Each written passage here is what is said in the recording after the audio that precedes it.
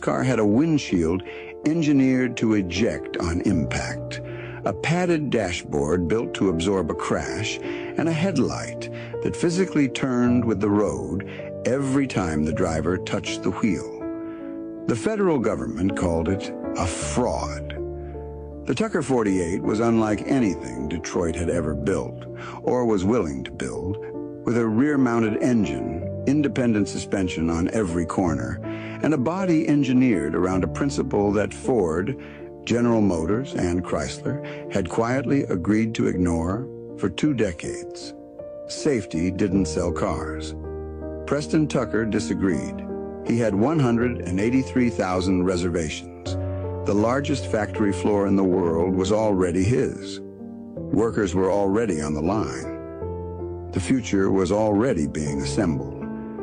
But Tucker's windshield alone made every vehicle Detroit had ever produced look like a hazard.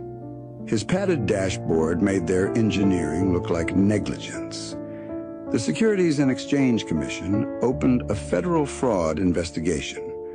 Michigan's senior senator, representing the state where Ford, General Motors, and Chrysler were all headquartered, led the Senate hearings personally.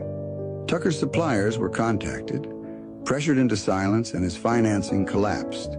Steel allocations, still controlled by the government in post-war America, were quietly cut off. The factory was seized before a single Tucker 48 reached a private buyer. 51 cars existed. Preston Tucker and his co-defendants faced federal fraud and conspiracy charges. Each count carried years of federal prison time. That was all there would ever be. On the final day of the trial, Preston Tucker and every co-defendant were acquitted on every single charge.